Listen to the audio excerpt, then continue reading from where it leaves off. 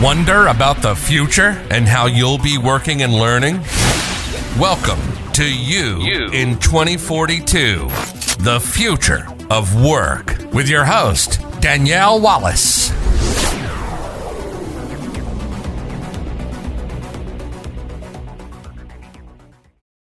Hello and welcome to another edition of You in 2042, the future of work. Joining me today is Joanne Alderson. Thank you, Danielle. My name is Joanne Alderson, and I have been in the area of interpersonal communication for about, should I tell you how many years? Over 20, let's put it that way, and am currently a coach, more career, I would say, than life, although they're often interchangeable. So if you think back from 2000 to now, we've seen tremendous change. What changes do you think the next few decades may bring? Well, Danielle, I tend to think that the seeds were sown for the changes that we see now and the changes that we're going to see for the next 20 years. These seeds were sown way back in the late 1990s and into the early 2000s. I mean, it takes time, let's face it, for seeds to take root and grow. And one of the most obvious of these changes has been a decline in literacy. So what do I mean by that? Because if we Google and we take a look at the numbers of literacy around the world, most people would say, well, really, literacy has been on an incline, not a decline. But for this discussion, literacy includes three things. It includes communication, critical thinking, and writing. And right now we are in what is called second orality. So what this is it's a time when ideas and concepts are obtained through an external visualization, something that we actually see. And in this case, it's typically on a screen.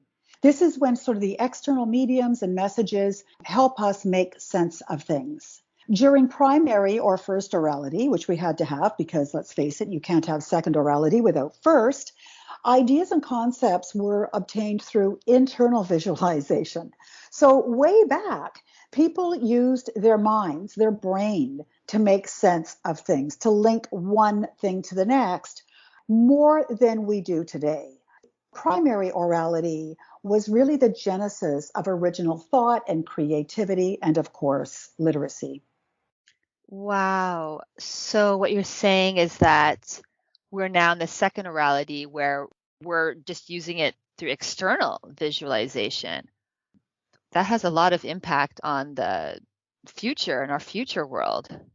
It does. And if people are interested and they want to know more about second orality, it's a good idea to read Neil Postman and Marshall McLuhan, because it was McLuhan who really talked about the fact that we are going into a time, or would be going into a time, of second orality. He was a Canadian and quite a visionary in the area of mediums, and he was the man who coined the phrase, the medium is the message.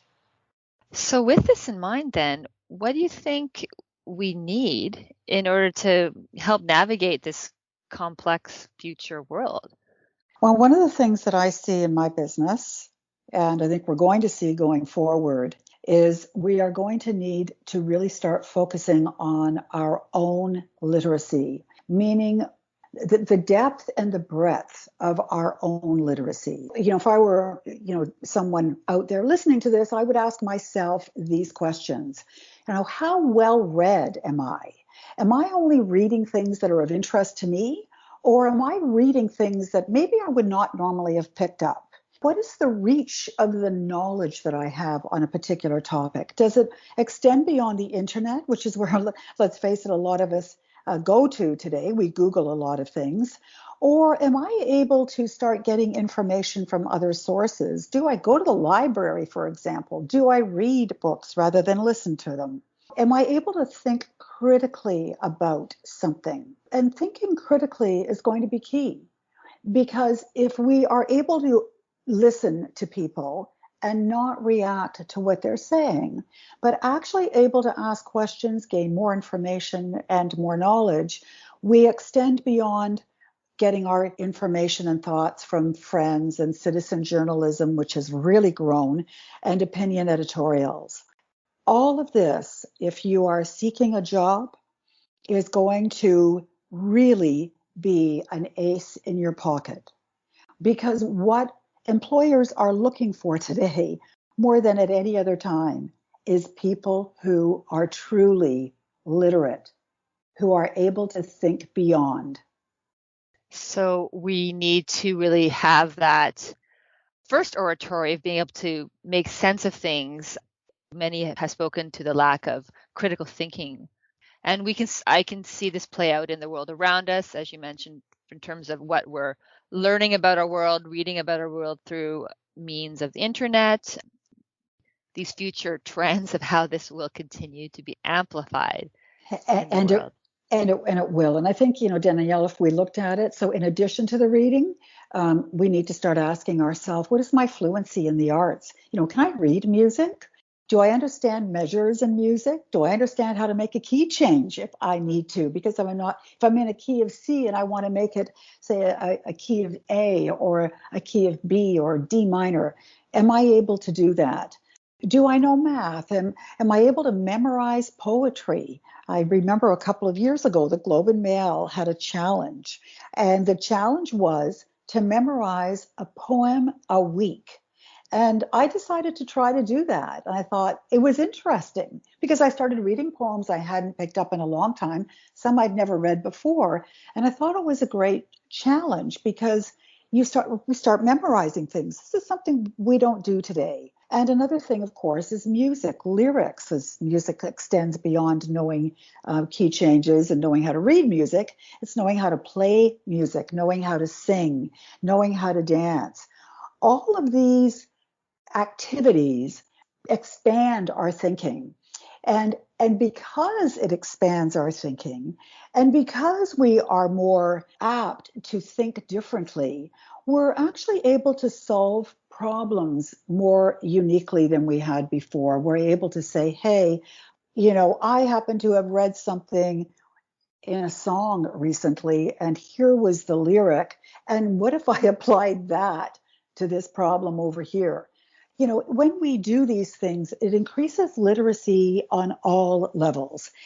If we don't expand our brain, what will happen is we will continue to go down a very narrow thinking of each other. And that leads to more tribalism.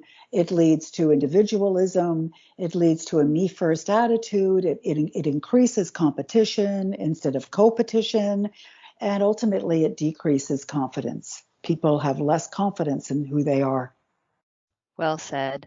Lastly, and briefly, how does coaching perhaps tie into this? I think that's the best question of all. And it's a question that I ask myself a lot because I am a coach. My job, and I think most coaches, and I hope they feel the same way, is our job is in coaching to inspire and encourage people to go beyond where they currently are. And I'm constantly saying to people, take a course, do something different. Like for every Thursday night, I do an online improv class. And I'll say to other people, look online. There's all kinds of theaters that are doing things online. So start expanding your brain. Read a book you wouldn't normally read on a topic you wouldn't normally explore. Learn how to sew, learn how to knit, learn how to crochet, play guitar.